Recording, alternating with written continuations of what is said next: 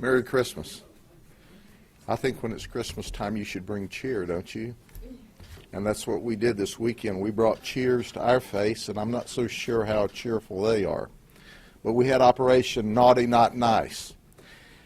This is once again one of our undercover operations, and it's directed, and our main focus is to interrupt human trafficking.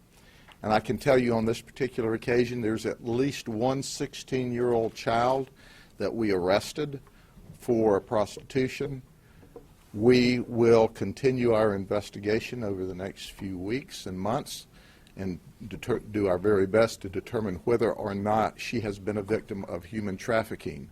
Much like our last operation, this girl has started off real tough, real hard to communicate with, and doesn't want to cooperate with us at all. But we had that same experience last time, and we ended up rescuing a 15-year-old child who had been prostituting since she was only 13 years of age. So we are hopeful that we have the same good success when we finish the investigation with a 16-year-old. But as we go through, let me hit some highlights of what occurred. We started this operation last Thursday evening, and our focus was to make sure that we ensure a great quality of life in Polk County. You know, we have this basic philosophy. If you're going to commit crime, stay out of Polk County. If you come to Polk County and commit crime, then our detectives, who are simply the very best, are going to arrest you and put you in jail, and that's what occurred. We arrested 80 individuals over the 4-day period. And let me break those down. There were 24 Johns. There were 33 prostitutes. 13 others were charged with aiding, abetting, or deriving proceeds. Most of the time, when you look at those 13 people that were aiding, abetting, or deriving proceeds, that's usually the muscle or protection that comes with the prostitutes. And then there were 10 others that were charged with a variety of charges such as drugs, violation of probation, and they had various warrants.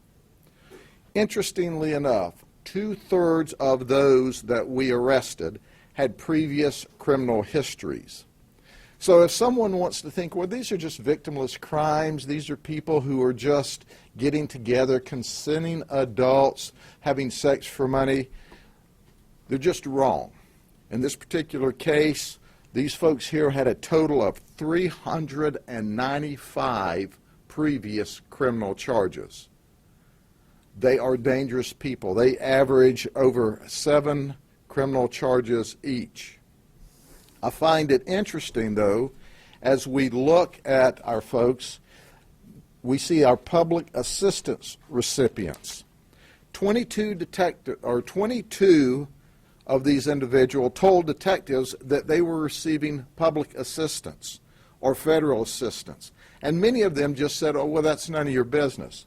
I don't like to think of this as public assistance. I like to think of this as taxpayer assistance.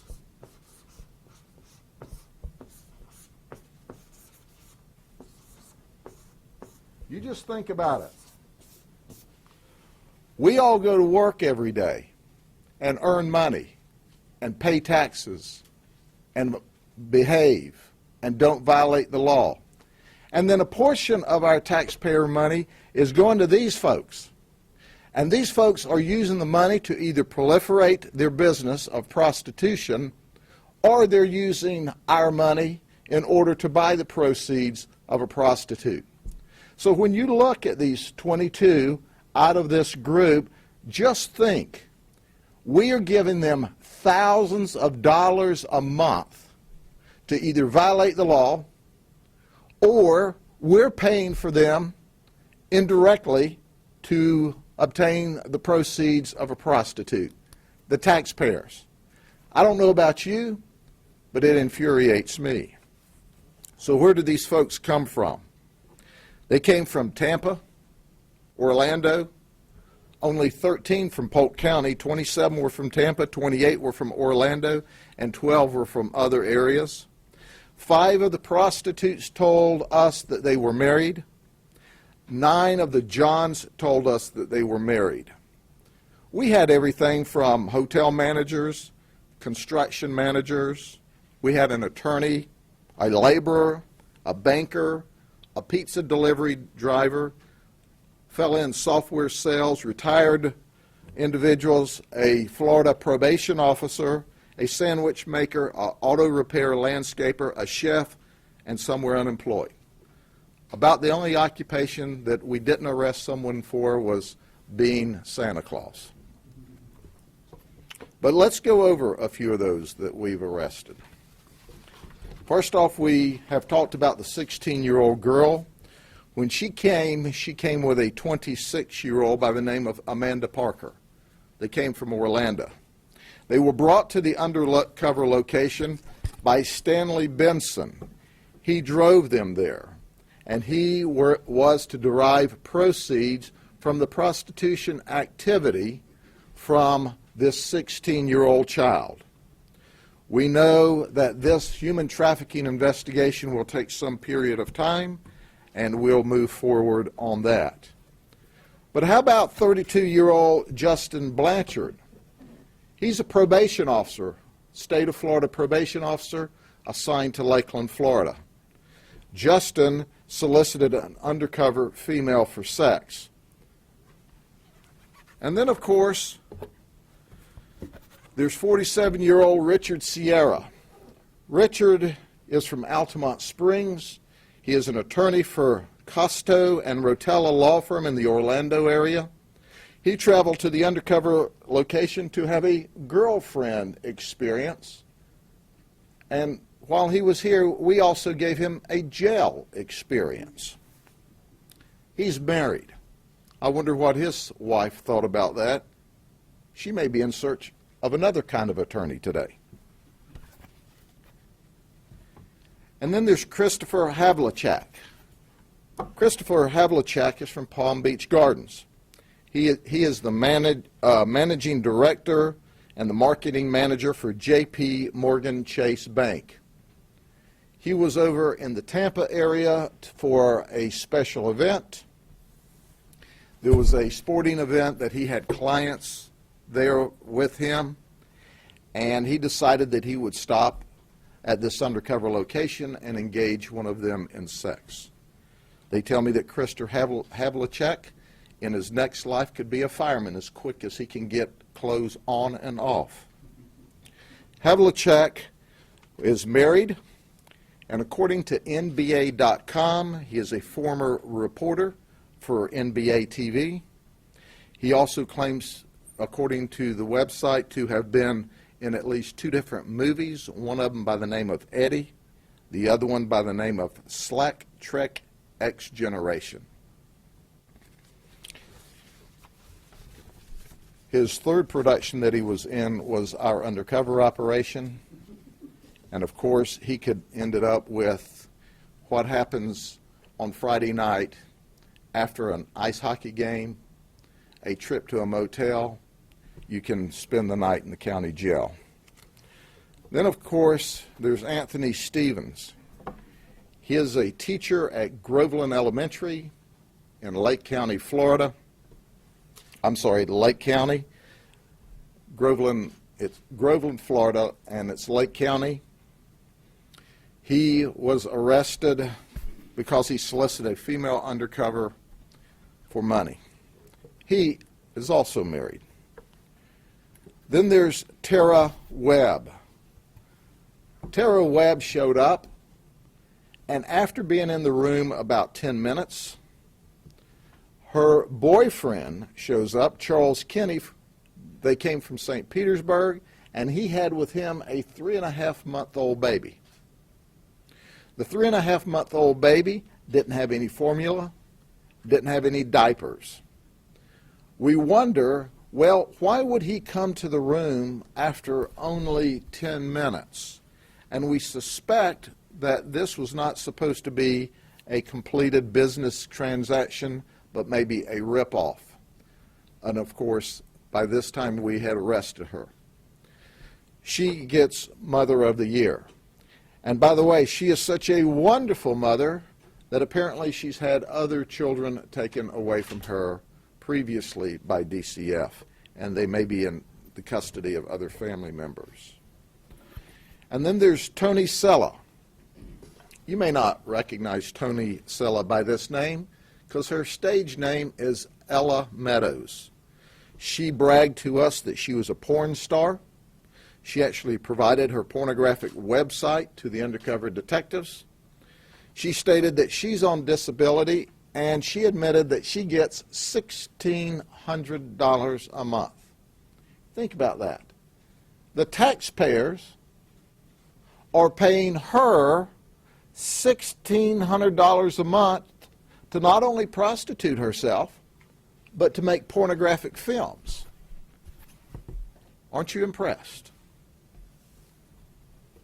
Then there's 54-year-old William Higbee of St. Petersburg. He arrived with a bunch of gifts. I must confess, I don't think Santa Claus would approve of these. But he came with all of his domination equipment, and he planned to spend the evening there in a dominant-submissive relationship, and he was arrested for his efforts. Then there's 50-year-old Mark Griffith. Mr. Griffith has been arrested twice before on our undercover operations. Now, not only is he a slow learner, but he was actually arrested on one occasion by the same exact undercover agent. So, does he engage in this conduct so often that he just doesn't remember? Or is he just blinded by love? We don't know, but he's in jail once again. So at the conclusion of this, most of the undercover work was done on Backpage. You've heard me talk about Backpage before. Backpage is deriving proceeds from prostitutes because they charge for their advertisements. Interestingly enough, we started an investigation, and there's a loophole in the federal law that apparently at this time is protecting Backpage. We are working with our Attorney General and the other Attorney Generals across this nation to get that loophole closed up. But we did see one thing that was particularly unusual. Of all of our prostitutes that we arrested this time, only 4 of them had previous solicitation charges. Only 4 of them. One fellow we have here, Henry Gibson, he has been arrested for attempted murder. And he was violating his probation by even being out of his home county, being here. And he has a long arrest record as well. So at the end of the day, the message is clear. If you come to Polk County and do this, we're going to lock you up, we're going to put you in jail, and then we're going to tell the world about you. We believe in a good quality of life in this community, and we have it. We believe that we're protecting, as you can tell, spouses from all kinds of public diseases, to include possibly HIV, because a lot of these Johns and prostitutes were married. But most important, we're looking for the human traffickers that are trafficking in children. And maybe we have focused and will be able to save another child from the human trafficking element once this investigation is complete. So let the word go forth that this is just one undercover operation. There will be more. Our folks, who are just the absolute best in the business, will be out to put people in jail, and we're going to do our best to save the taxpayers' money. So go to your local legislators and go to your representatives in Congress and say, why is it that I'm paying thousands of dollars to these folks out of my pocket, and they're in turn prostituting or using the proceeds? These folks, some of them with a long criminal history, are receiving our money when they should be out working and then at home in the evening with their family behaving. Are there any questions?